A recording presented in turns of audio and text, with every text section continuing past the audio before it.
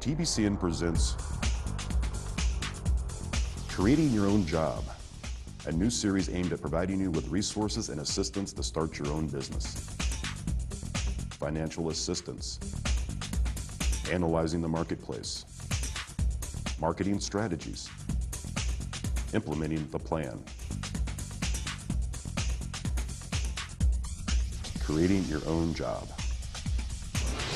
Welcome to another edition of Creating Your Own Job, a series devoted to giving you information you might need to start or grow your business.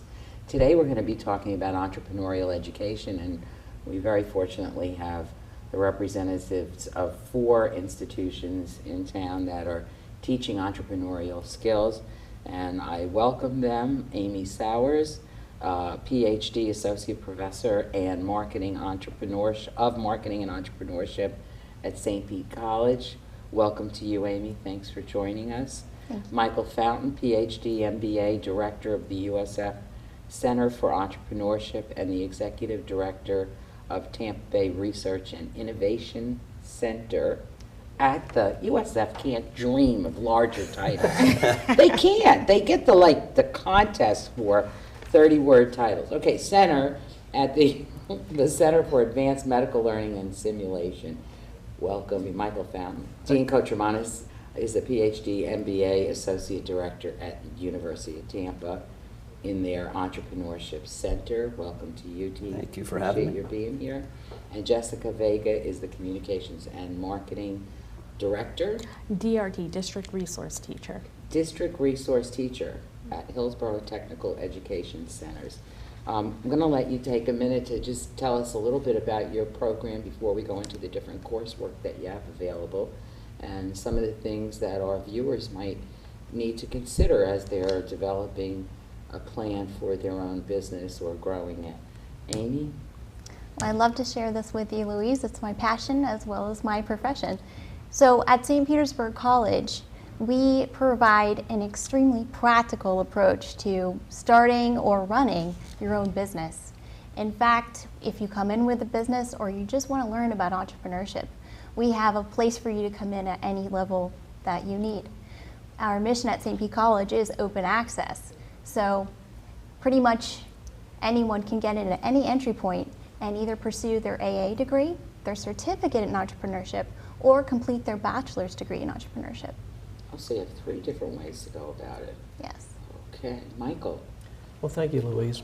At USF, as the founding director for our Center for Entrepreneurship, our approach at USF in entrepreneurship is really to look at entrepreneurship as being interdisciplinary, cross-disciplinary, and encompassing of a wide variety of different backgrounds. Currently at USF, we offer minors in entrepreneurship.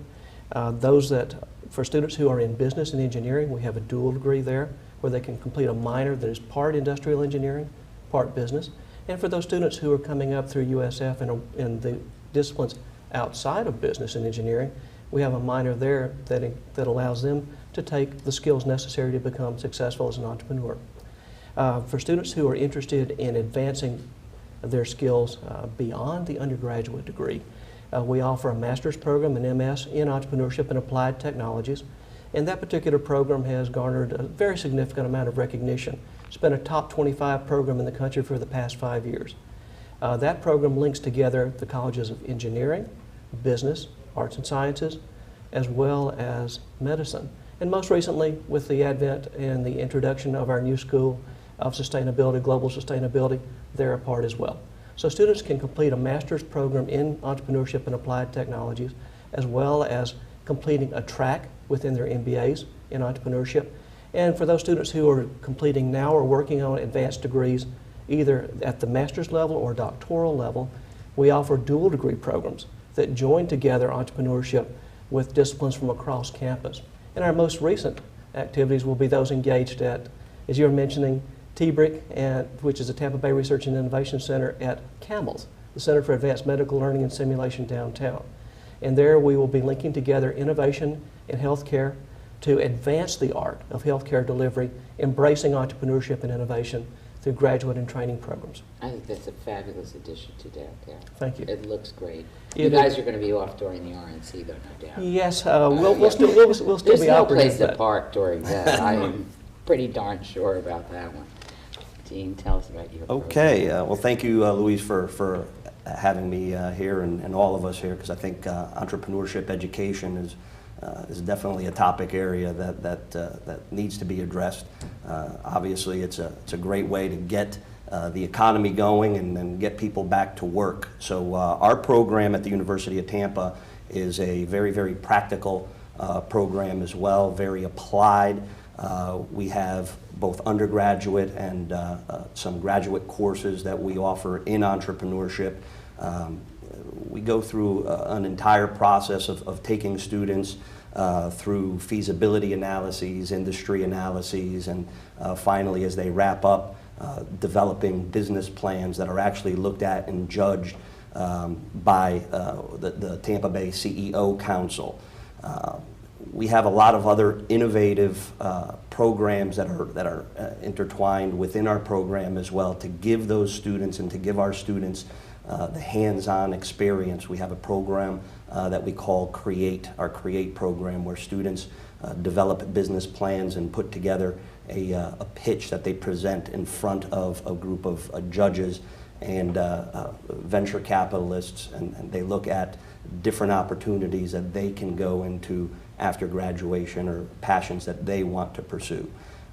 We also have other programs that we've been working on within the university, the center, I should say, of entrepreneurship, our Spartan Accelerator, which we look at students that have great opportunities or great ideas, and we look at mentoring them and developing them so that when they exit the accelerator program, that they have a viable business or an up and running business that we've helped them get through. So there's very varied, both academic and practical pieces that we bring to the table at the University of Tampa.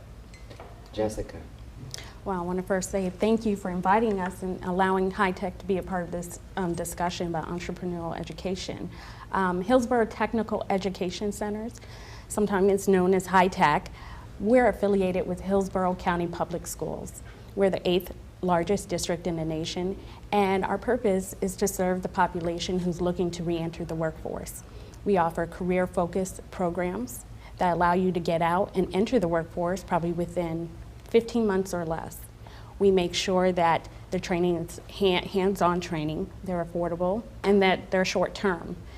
All of our programs allow you to obtain an industry certification or the credential to apply for a license. Those are not necessarily bachelor or master programs. They're No. certificate-based programs. They're certificate-based A little bit programs. easier to do, shorter term, less money. Correct. Perhaps. It's a part of the career pathway. We work with a lot of institutions in regards to being the first step to go and pursue your education. So what better place is to start in Hillsborough County Public Schools? So could you, it's not considered a magnet school of any kind or a substitute for vocational training? Well, we are known as vocational training, but we have moved and progressed to be known as technical training, career focused. And I guess our demographic is adults. You have students who may have a bachelor's degree or a master's degree looking to progress in their profession or just change their career. You have students who graduate from high school or GED completers looking to get training and just quickly go into the workforce to figure out what they want to do. And then, of course, due to the economic situation at this point, we have displaced workers, and we work closely with local agencies to kind of meet their demands and help them start fresh, basically. One of the reasons we started doing this series was because we were also doing a series called Job Hunting 101, and giving people, along with Tampa Workforce Alliance, all the tools and resources they need to try to find a job. But on the other hand, what if you don't? So we thought we ought to have, a series that taught people how best to create their own jobs. And I wanted to ask all of you to address this. I think I read a few months ago that we're a ripe market for entrepreneurship. Is that correct? And can you add to that? Anybody jump in? Tampa Bay over the years has been a phenomenal place for entrepreneurs. and in areas such as tourism and in areas such as the restaurant business, creating new restaurants. Over time, over the last 20 years, we've seen a major evolution in terms of opportunities with the emergence of the medical device industry in Pinellas and Hillsborough County, with the high-tech clusters that have evolved out of hardware and software development, with gaming, and now with the emergence of the H. Lee Moffitt Cancer Center and USF Health through research and innovation there in the area of healthcare innovation as well as in biotechnology. So it is an area that is ripe, and one of the things I think that really does differentiate us, if you look all the way from Tarpon Springs to Naples and then over toward Lakeland, there are an enormous number of serial entrepreneurs, successful entrepreneurs, who have relocated here by choice. They come here because of the weather, they come here because of the environment, because of the communities. But they bring an enormous and deep reservoir of talent and the capacity to work with our students, with our organizations. And I think that's one of the things that does differentiate us. Having worked in the Northeast and in Silicon Valley, both of those have those capabilities. Here, we have them as well. And through working with these organizations such as the CEO Council and with others, the leaders of the affinity groups like the Tampa Bay Technology Forum, Medical Device Manufacturers Consortium, BioFlorida, these individuals become available. And they're really, I think, the underlying asset, along with all the things that we bring as universities and organizations that help the talent pool to grow. Without the mentoring, without the networking, without the ability to access successful individuals, it's difficult. Right. But we have it here. Did somebody want to add to that? I'll piggyback onto what Michael was saying. When you look at Florida, and he started with the hospitality industry, I've been in the Tampa Bay area for a very, very long time, and in addition to being an academic professor at the University of Tampa, I'm also an entrepreneur and have started several different ventures, and the hospitality industry is one of the industries that I got into. When you look at that, and as Michael mentioned, the hospitality industry, for an employment, at an employment capacity, other than the state government, the hospitality and tourism industry itself is second to being a top employer. Additionally, when you look at some of the national chain restaurants that have started here, and what we have, to our accolades to Tampa Bay, you've got Hooters that started here, the OSI company, Outback Steakhouse, and all of their the restaurants under their umbrella. Very, very, very rich in a cross-population demographic that we have here that really brings people and innovation to the area, not only in the hospitality industry, but in the real estate industry, even though we're having struggles in that right now. And as Michael said, what we've seen in the last few years as far as innovation goes in the biotech and healthcare, health field has been growing tremendously. So ladies, that makes did you want to area add to this too? I want to sort of ask, I start thinking of products when you talk about biotech and restaurants. I know it's a service business, but on the other hand, it's food, and so there's something tangible there. I wonder, is service more the area that we should all be looking at as there's great potential for? It doesn't matter really. I think it's a great potential, especially in Florida. You have tons of call centers, you have a lot of customer service jobs, and that's the essential piece that's missing a lot of times. People don't understand they might need to be trained to actually edge out the competition in regards to getting that job. We have customer service relation positions out there where some people are not able to qualify for that job. They have to talk on the phone, they have to be able to handle, troublesome, customers. You have to understand technology because you're working with a lot of softwares. It's a lot of different components that you have to put together. So just coming in and applying for a call center position, it's not as easy as you would think, but it's in demand. So that training, that piece, is very essential at this point. What about that as a business, though, opening a service-oriented business to compete with call centers? I think that's in demand. I mean, a lot of times people do not like hearing an automated service. They do not like calling into these bigger companies, and they want that one-on-one relationship.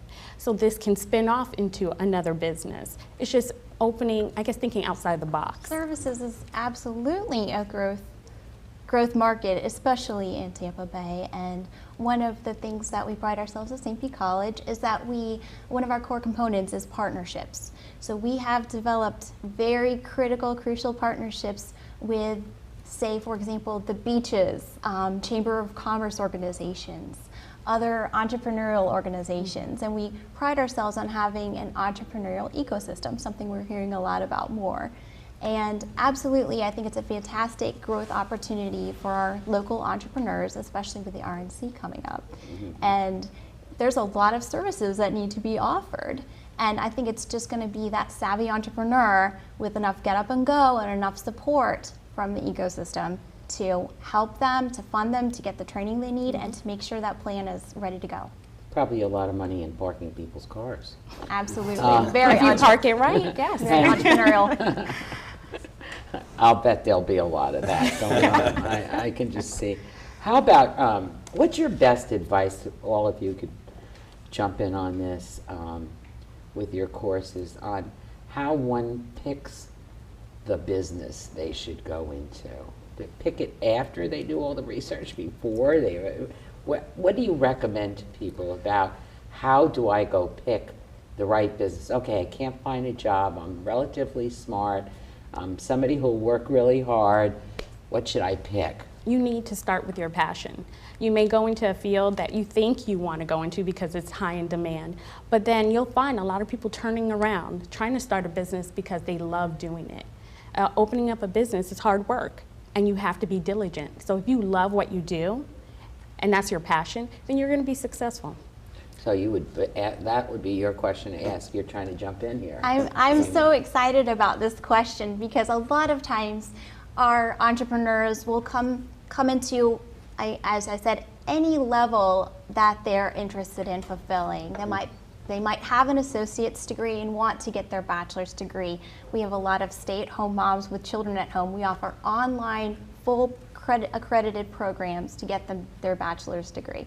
And so a lot of times our online students and even in-class students will say, I have a great passion, and we say, wait, hold on just a second, because we don't want you to make anything somebody doesn't want to buy. So a famous quote from Edison is, I wanted to stop making things that, nobody bought. And so we decided that that's where we would start. We would take the advice of the But nobody was buying light bulbs. Right. Till he came along. Right. Nobody bought hula hoops until they were invented. I just, in my own history, some people made a need for these things, pet rocks and Absolutely. crazy stuff, right? Well, we do start with the problem, and then that leads to the opportunity. Okay. Yeah. There's a couple of things that we tell our students, and I tell students and people that are coming in looking for advice, what do I do? The key is to look at the market. Sometimes when we talk about entrepreneurship, it's not about creating something new, a new wheel. Sometimes, the wheel exists, and we just need to find a gap, something that's not being serviced to the level that it needs to be servicing right now. If we're talking about the service industry, try to identify how we can fit and how we could compete within that industry. But in addition to identifying those gaps, in addition to trying to understand how you are going to fit and what your core competency, what we call is a distinctive competency, and how you're going to compete within the industry, I agree that you have to have passion. You can't be an entrepreneur. You can't just go into a venture unless you have that burning desire, that passion, because entrepreneurship is hard. I mean, I'm telling you from experience. I mean, when I started my first business, we're talking about 7 days a week, 15 hours a day. The mind is constantly going. You have to have something that drives you, and that key element that drives you that I tell my students and anybody that's interested in entrepreneurship is you have to have that fire inside that keeps you going, that when you wake up in the morning, you're like, man, I can't wait to go. It's not a job, it's part of your life. And that, I mean, as Dean just mentioned, and our other colleagues here, I think it's a combination. Yeah. You know, passion has got to be there. And it has to be something that you feel so compelled that you have to do it. And it's that fire in the belly, as Dean was saying, but I think it's more than that.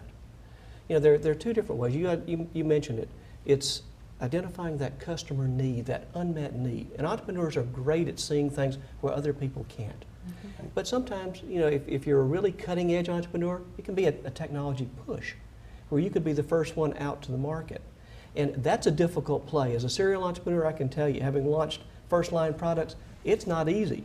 You know, you get shot in the back with the arrow because you're not really aware of what's around you sometimes because you're so tightly focused. But I think there's something else. There's an overarching set of values that entrepreneurs have. And I think that's central. You know, and if you talk to successful entrepreneurs in our community, people like Kurt Long and Tom Wallace and many, many others, you know, we're blessed to have those in the community. But if you listen to them, it goes something like this, the interwoven threads. It's all about creating value. You know, they'll tell you the reason that they built their business wasn't necessarily about the money, but it was creating value where it didn't exist and sharing that value. Successful entrepreneurs share their value with those who help them to create it. Second is engagement with community. When you think about successful entrepreneurs, they're engaged. They're so tightly interwoven with the community that at times it's indistinguishable. You know, they commit to the community where they live. They don't just come in, take the resources and leave. They become a vital part of the community. And then the final piece, that where entrepreneurs really, especially serial entrepreneurs, come into play, and that's about giving back. You know, it's giving back of time, talent, and resources to help the next and future generations of entrepreneurs. And I think that's the difference. That's what, in my mind, differentiates what I would consider to be a successful entrepreneur and an opportunist. And for us at USF, we want to train the successful entrepreneurs. We want them to become the leaders of innovation, the leaders of business and technology going forward. And I'll tell you, I'll share with you, one of the biggest successes we have at USF is the high rate of students who go out and start businesses. Mm-hmm. Those who graduate from our master's program, about 70% of them, 70, not 7, 70% of them go out and start businesses. Okay. And that we're really proud of, because those are the ones who are going to be successful. They're the ones who are mentoring the younger folks coming along. They're the ones who are engaged in community, and when we retire and go on to do other things, they're going to be there to pick up the mantle and go forward. 70%? 70%. Of business graduates? 70% of our students go on to form businesses. Some not-for-profits. Some of our most successful have been not-for-profits or socially aware, and others have been in the for-profit business. Wide variety of specters. What about getting the money? You Getting will the money, teach that's- about getting. We all get Okay, so now I graduated from, or I could be older, right? I've started a few businesses myself, so I know what that's like. But it takes some money, or it takes does. not getting paid for a period of time until you can get out there. What's your advice collectively on all of that? I'm sure you have classes Yes. that help people Yeah. to try to figure that out, but how about we just give our viewers some free previews of that? You hit the nail on the head. One of the most difficult things for entrepreneurs is finding access to that capital, that investment capital. And first line investment capital, you know, friends and family and yourselves, that's usually available, but not to the level that you need to really grow a fast-growing, fast-advancing business. So linking in and leveraging that kind of an approach, at USF and I think at many of the other schools, we teach the students courses in finance. Mm-hmm. But it's about venture financing, it's about venture capital, it's about private equity, understanding how to approach these individuals, how to find them, how to craft the right kind of financial deal to allow you to go forward. But for all of the students, or all the folks who are starting businesses, capital is critical. And you know, if you talk to successful entrepreneurs who have gone through this, it's difficult. Here in the community, like we were talking about successful entrepreneurs, we also have angel networks and angels in the community, successful high net worth individuals who, depending upon their propensity to invest or their interest in a particular business vertical, may step in. And they can help bridge the need for capital needs between what we could do collectively with our friends and family and what the traditional venture capitalists would need. So it's understanding that It's ecosystem. so tough to me because It these is are people difficult. without, now you're talking about students. They came in through, and although there are many students above traditional age, a lot of them are 22 years old. Well, in our And- master's program, and they tend to be much older. They do tend to be tend to be 30 older. to 40 years of age. Okay, so they have some experience. Yes, they do. And that's why somebody would step in. Is that true over at UT too? Exactly, absolutely. I mean, we have several programs, and again, like Michael mentioned, we have the finance courses that we offer in entrepreneurship. One of the key things in getting financing and sitting in front of people is to make sure that you have a solid financial plan. One of the, I'm going to give you two of the top reasons why new ventures fail. Number one, undercapitalization. So you go into a project and you don't understand and you don't realize exactly what you're going to need long term. Like Michael mentioned, you're going to go in, or I believe you mentioned, Louise, you're going to go in, there's going to be a period of time, could be 3-6 months that you're not even making anything or you're not getting paid. So understanding those dynamics of what the financial needs are for you to go down the road. And the second thing is lack of planning. What we teach in all of our curriculums, I'm sure across the board, is business planning, is understanding and identifying different opportunities, looking at the industries, and putting together an overall plan that is going to allow these students to get in front of the right people.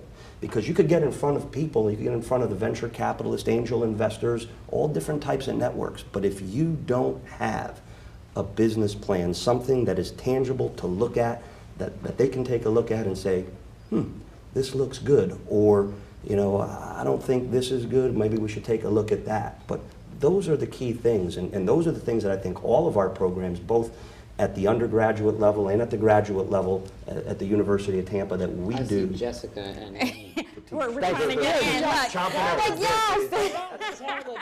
That's what happens with entrepreneurs. Yeah, jump right in. Come on. Well, I mean, it's a two-part answer. First, yes, you have to plan, and we do have business ownership classes. They're short-term, but they're essential. I'll give you an example. My husband started a business in Ybor City. He knew his product line. He knew what he was doing. People would come to him for questions, ask him questions about product line, how to start a business, and he did great on that part. However, to keep it successful, I'm going to say it, he was not familiar with the accounting of it and the finances. He was not familiar on, well, I'm here in Tampa, but how are people going to know I'm here? The marketing strategy, what's his strength, what's the weakness? And if you're surrounding yourself with people, you have to plug into the opportunities. And you're talking about investors. There are potential investors all around you. You should have a business plan ready right then and there, because that's where the capital may come from, most likely. And then making sure you have the skill sets, because a lot of times you'll find businesses in Tampa, they're family owned. You have your family, your mom up in the front servicing that customer, you have your dad in the back doing the accounting.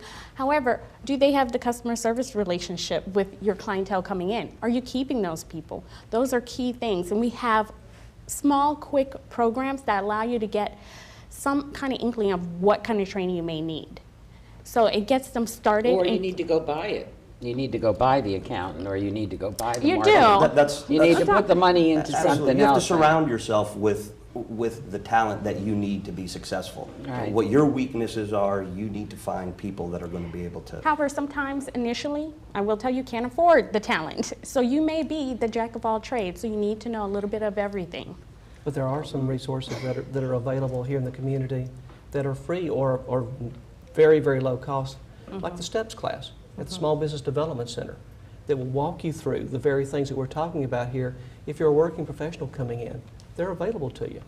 And I know at St. Pete, there are many things like this that can come to play. Absolutely. So we have partnerships with the Small Business Development Network, and in fact, in the building that I work in, the Epicenter, and we run free classes that you can take at any time. It fits into your schedule, and especially with such an online push to accredited coursework is definitely where we have our strength with that. But I would like to add, in terms of planning, that we like to stress a bottom-up sales plan. In other words, how many sales calls can you make in one day? If you can extract that out for 365 days of a year, what is that number of revenue? So we like to give a very practical... $1 million a day. a very... Each time I go out. To financing. That wasn't practical. As opposed to really pitching a lot of venture capital. One of our partnerships is with the Tampa Bay Wave, which is a wonderful group of entrepreneurs, and also the newly formed 620 plan, which I hope our entrepreneurs in the community will go and Google that. And because they're a great way to highlight the fact that although at Silicon Valley, investors actually give billions of dollars a year to entrepreneurs just like them, here in Tampa Bay, we have about 75 million a year given to entrepreneurs from investors in our area. Oh, we do have a number. We have something. We have something. Now that said, these groups like the Tampa Bay Wave and the 620 plan, they both state that they absolutely need some kind of path so that the entrepreneurs are actually getting their milestones done. If they haven't achieved their business plan milestones, they're not going to get the funding. I want to hear about what those those milestones are, Yes. but we're going to take a quick break and watch a public service announcement. We'll be right back. Please stay tuned. I'm Candy Olson, Chair of the Hillsborough County Public Schools. You're watching the Tampa Bay Community Network.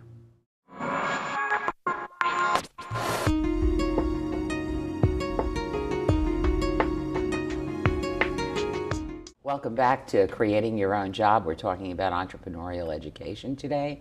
I'm Louise Thompson, the Executive Director of Tampa Bay Community Network, where you can come down, take video production training, and put your show on TV, just like you're seeing this one on TV or on the internet. Or you can have us do video productions for you. With us quickly again are Amy Sauers, who is with St. Pete Junior College. They don't call it junior anymore, St. Pete College. Michael Fountain from the University of South Florida, Dean Kutramanis from the University of Tampa, and Jessica Vega from Hillsborough Technical Education Center. We started talking about you have to have these milestones going. If you don't, you're not going to get anywhere. You're not going to get the financial help you need, the support you need, and get your product out. So what are some of those? What do you consider some of these milestones? First one right off the bat. What? We spend a lot of time with our students in helping them to understand opportunity recognition. I mean, Know when it knocks, you mean? How do you know? It knocked. Oh, I didn't hear it. I mean, we Is that the right knock? Is it a bell? What is it? No, we see literally hundreds to thousands of opportunities. We all do every day. Yep. But it's finding that opportunity that's unmet is a real challenge. And we want our students to realize, it's better to go ahead and make the decision not to do something than to take the time and waste it and do something that doesn't have value. So opportunity recognition, almost a triaging, and we work with them to learn a framework about how to evaluate the opportunity, how to understand the market with it, and then to craft around it the right kind of plan that is approachable, that is workable, that is executable to go forward, and with a minimum risk. We understand always that entrepreneurial businesses are high risk, they're high return when they succeed, but they're incredibly demanding. So if you're going to put the time and effort forward, we really want our students to think carefully about what they're going to do. And what we also see that's so useful is that with a connection to the community, we want them to go to these people on the outside in the business community and bounce the ideas off. As a mentoring group, as an advisor, as a team member for the companies to get their input, because they've been through them like we have. We've had the hard knocks, we've got the scars and bruises to show. But if they can learn it now and learn that process of what's necessary to mitigate risk and provide appropriate rates of return for the effort put forward, I think they can be successful. We also, just to piggyback on that, is that where others see problems, entrepreneurs see opportunities. Correct. And we definitely encourage that. And a lot of times the students that we teach are non-traditional students. Maybe they weren't you know, the straight A honor student in high school or whatever it was, and they have a passion. They see opportunities, and they have the drive to make it happen. And so what we say is, go out and sell to your customer. Listen to what that customer feedback is and use it to refine your offering. So that's a big part of what we teach, and it's a very practical approach. So start that out before you even do your business, while you're still in your school environment learning. Absolutely. You guys want to I want to piggyback on what Michael said as well. With at the University of Tampa, our program, you know, the opportunity recognition, definitely one of the first milestones. And the way we've structured our courses, that is the first class that our students see, is this feasibility analysis class, where we go through this creative process in the beginning of the semester, where we start just getting different ideas going, and, you know, let them get in different communities and groups and explore different things, and then from there we narrow it down to a number of different ideas, and they go through a process of seeing, will this really work? I think it's a great idea, because a lot of entrepreneurs, like we mentioned earlier or at the break, they have these great ideas, but they're great ideas in their mind. Is it something that is marketable? Is it something that is sellable? And can we make money doing it? Because at the end of the day, you know, if we can't pay the bills with what we're doing, it doesn't make sense. So as Michael mentioned, you know, throughout the process and at the end of that particular course, we take a look at this product. We have this product, and we ask, is it something that is feasible? Is it something that is not feasible? And if it is feasible, then we move on to the next step with the finances, with other courses. If it's not feasible, we go back and look at it again. Did we miss something? Did we miss the market? Did we look at everything the way we needed to look at it? And just continually going through a process where things are continually examined. If entrepreneurs take that approach and go through that process, you're going to limit the number of failures that you have out there. Well, I agree with everyone at this table. You have to go through that process, the sequence of knowing what steps you have to take, but then also recognizing, okay, this is what I have to do. Well, how do I do it? How do I sell myself? How do I figure out if this is the best place for me? Analyzing that, and that's what we do in our programs. We do hands-on training. So it's an integration of curriculum and hands-on training. You are going to walk out with a business plan tailored to your business that you can give to someone else. Not a generic proposal that you got to figure out, well, how does this apply to my business or the service I want to offer? You will already have that walking out the door. And that's so appreciated by people who walk in the door, because they feel overwhelmed. I know I have to do all these things, but where do I start? And when I start, how do you do it? Are you going to show me? Are you going to work with me? And that's what we do. And that's in all of our career-focused programs. We have one-on-one training with you. It's a smaller group. We're not a big school, but we make sure that you are walking out able to get your business license and start working. Start opening that business. Start connecting with those partners. You know, I remember reading that highly successful entrepreneurs became highly successful because they already tried it 2 or 3 times before. Is that number still around? I think that's true. I'm not saying you can't be mildly successful your first time out, right? But I just wondered, because when they profile them, and I can't think of any of them right now. I'm sure Bill Gates wasn't one of them. But, I mean, somebody who went out right away and did it. But lots of other entrepreneurs that I've read about, this is their 3rd attempt, and then they made $1 billion company. Is that correct still, or? Absolutely. It's kind of like a batting average. So what we look at with entrepreneurship, and especially entrepreneurship education, is failing fast. And it's okay to make these mistakes as long as you learn from them quickly. And so the quicker you can go through those cycles, the quicker you can get to the business plan that works. Yes.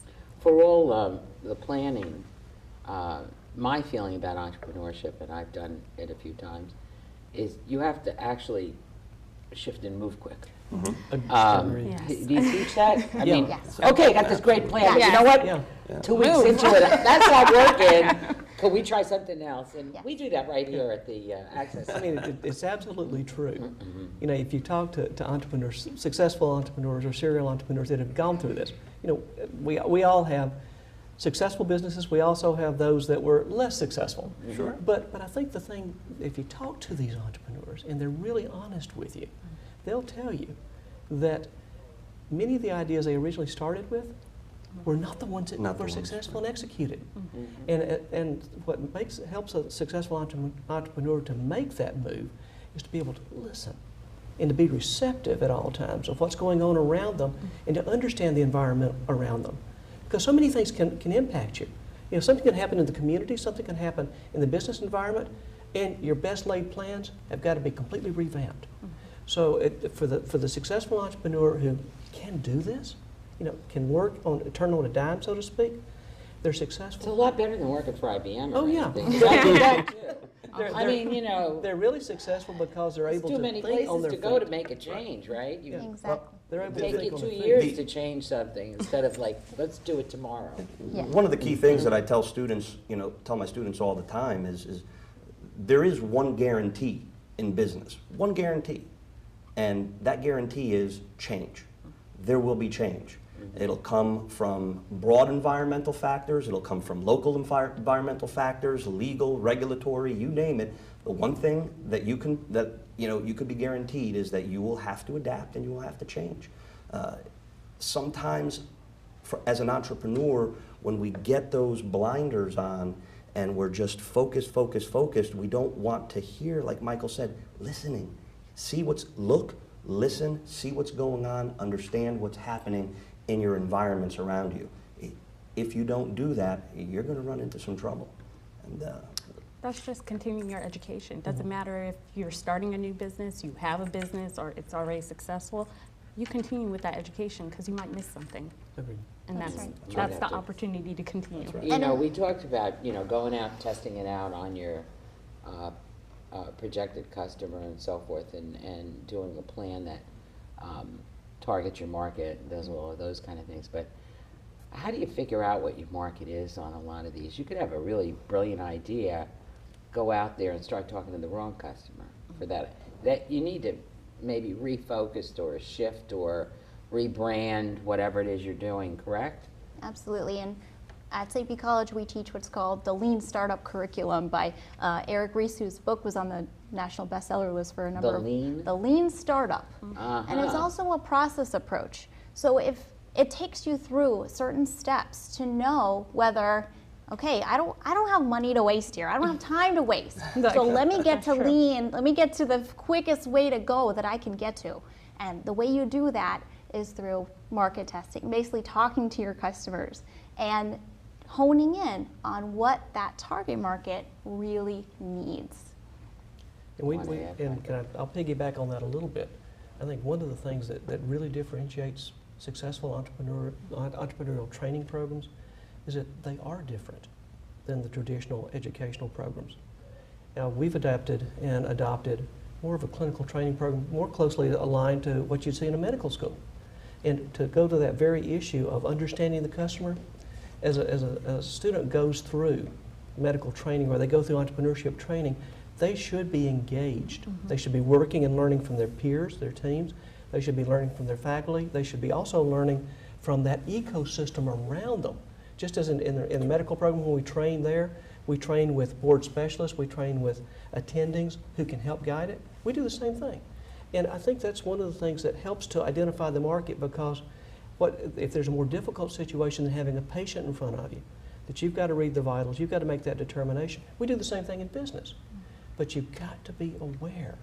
And that market, or that ability to address it, first do no harm, but you've got to create value.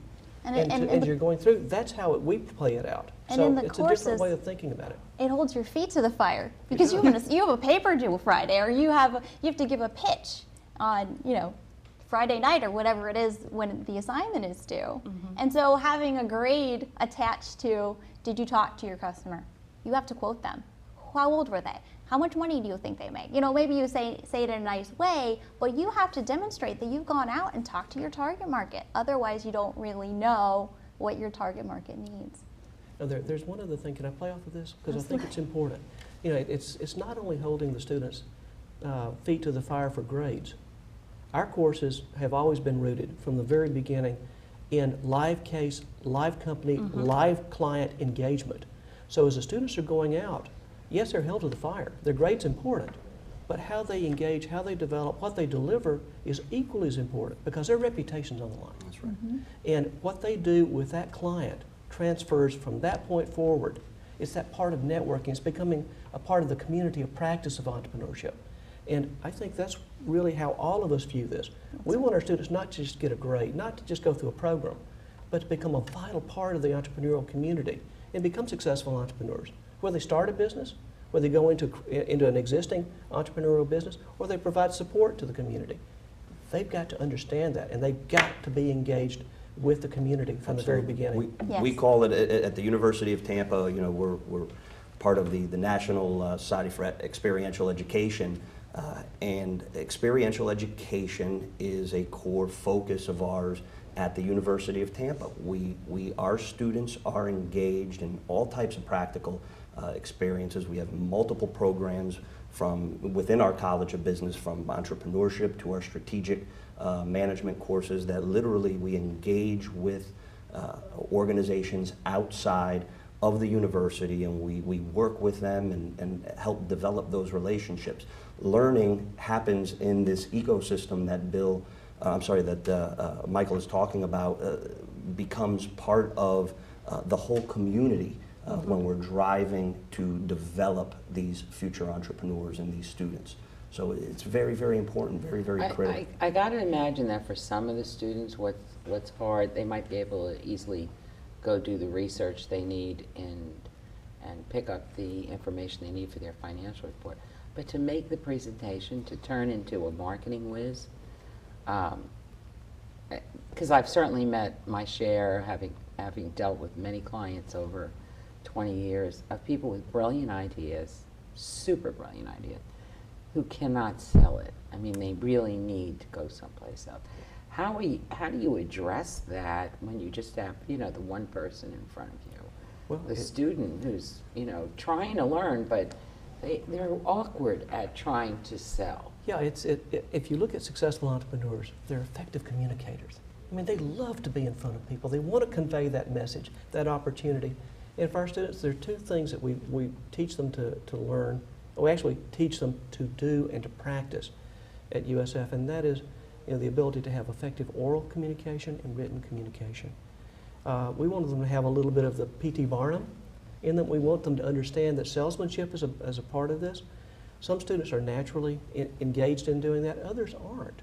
Right. So it's building that skill in this. I think Amy mentioned earlier, or maybe one of our other colleagues here, it's about balancing the team. So if you have an individual who's very comfortable in doing that, where you may have another one who's more introverted but very technical, balance that. You bring the students in together, in other words, we work on a particular thing, so that if there is a student who could be the sales guy? We work almost exclusively in team-based experiential learning situations. See, that's different than the way we do it. Not necessarily always, but as a general rule, we see a lot of our students coming in with an idea, coming in with a business idea, or working on a business already. And I try to put them in teams, and they were they were like, no, this is my baby. And so they want to copyright the idea, which they can't do too, right? They sure want to own that company. That's their idea. And so we try to encourage the entrepreneur as a hero on their own hero's journey, but there are so many helpers on that journey, and if you don't communicate effectively to your network, if you don't sell, if you don't take our sales class, I don't think you're really gonna make it go. So not only do you have to get others on your team, because you have to get them to work for you, and they have to be passionate about whatever mission you've set forth.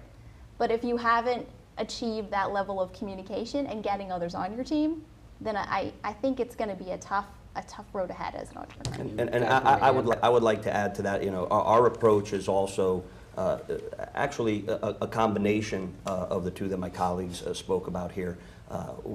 In the courses that we teach and in our curriculum, it's very, very much team-based and understanding, who has the expertise in different areas. Are you, better in finance or accounting or, sales and communication? So we approach it from that respect and working with teams. But we also have programs that we've developed at the University of Tampa. For example, I mentioned earlier our CREATE program, which is a program that we mentor an individual or couple of students that have an idea and want to work on developing it. And the ultimate end game is they get up in front of a panel of judges, which are local business leaders, part of executives from the Tampa Bay area, and they are literally communicating and pitching, as Michael said, communicating their idea and pitching their idea in 90 seconds to these folks, and they get feedback, and they can take it from there and develop it and move on. And we've had many success stories, as all my colleagues have in their institutions, many success stories with students going on and starting their own businesses and being successful. Well, at least they could see somebody talented next to them who can sell better than they can. So they may know, I need to develop what that guy can do. It's almost like a Shark Tank, it's tough love at times, when we you give it. teach television around here, we have our studio manager teaches people to be in all positions. So they're doing lighting one time, and the next guy's doing technical directing, or at the switch in the control room, and so they understand all the different facets of things and at least have a grip on that. For sure.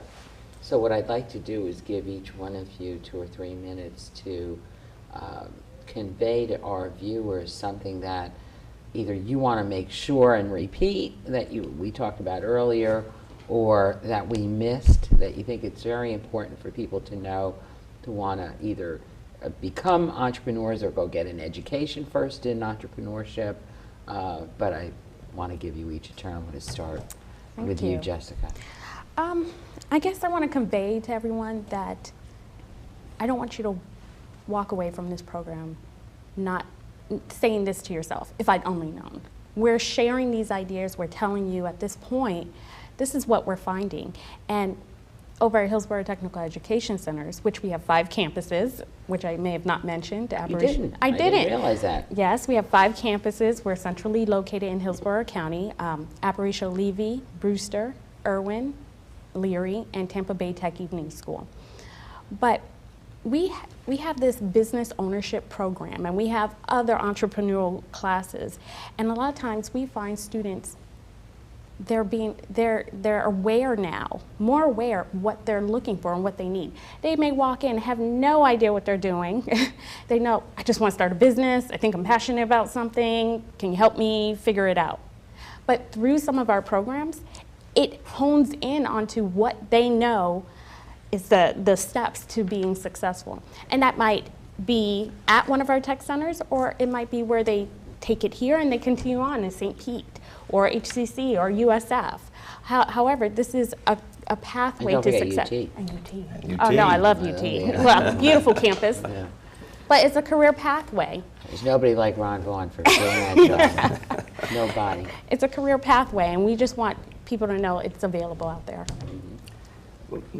My message to the audience and to folks that are exploring entrepreneurship as a career path is, you could always make an excuse. There's always an excuse as to why not to do it.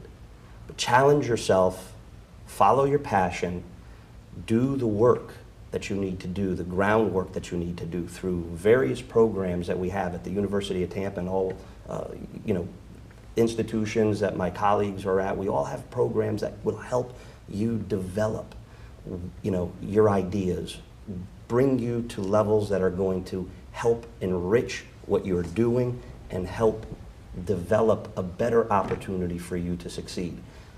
Unless you're willing to take that first step, unless you're willing to make that decision that I'm going to move forward and do this, if you don't do that, there's nothing that anybody or any program is going to be able to do. I thought you were going to say everybody should go into business for themselves at least once in their lives, because that's what I would say.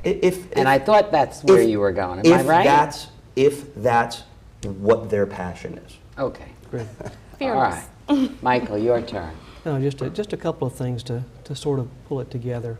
You know, view us as a resource. You know, the University of South Florida, we have an incredibly strong program in entrepreneurship and a strong commitment from President Genshaft all the way down to the faculty members supporting innovation, supporting entrepreneurship. I'll tell you, just as Dean was saying there, entrepreneurship, the passion can't be taught. The skills can be. And through our programs in the undergraduate program, through our master's program, through our certificate programs that are available online for adult learners from across the country and around the world, we're here to help you. And entrepreneurship isn't for everybody, but entrepreneurial skills are. That's We all need to be thinking entrepreneurially, opportunistically, and value-driven. I think you can't raise a child unless you're entrepreneurial. We all have to be. I mean, you've got to be selling every day. Well, that's You exactly know, right. make your bed or Yes. go over, you know, eat this vegetable. I mean, you're selling Yeah, all we- day long. I mean, that's it. We tell our students every day, you're selling yourself, you're selling your service or product, or you're selling your company. And generally, successful people sell all three. Last thought, because you mentioned all the campuses, we all know where UT is. But are the classes being taught at Actually, the courses and classes just I'm downtown talking Tampa or No. everywhere? the classes that I'm talking about here, I'm based at the University of South Florida, Tampa. Right, The on Fowler. On Fowler. We do have courses and programs that are now being offered at the Center for Advanced Medical Learning and Simulation downtown. Those will be advanced courses in entrepreneurship and entrepreneurship technology. And St. too? And our sister or our regional campuses at Sarasota offer courses, and St. Pete as well. Okay, great. Okay, winding us up, Amy.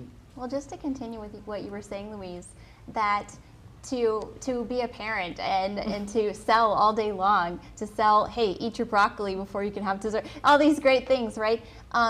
We try to encourage our local entrepreneurs, and we try to say, you might not have thought of yourself as an entrepreneur, you might not have thought of yourself as a business person or a leader, but these skills can be taught. And in fact, entrepreneurship is such a great way to start learning the real way to start to do business, to start a business, because it's your own skin on the line. So it's a fantastic opportunity, especially because there's no glass ceiling. You can write your own book, so to speak. You can write your own story. There's no isms. It's your own dream and following that dream. So we all encourage our area residents and Tampa Bay students and business people to follow that dream. And we have a lot of great opportunities at St. Pete College as well.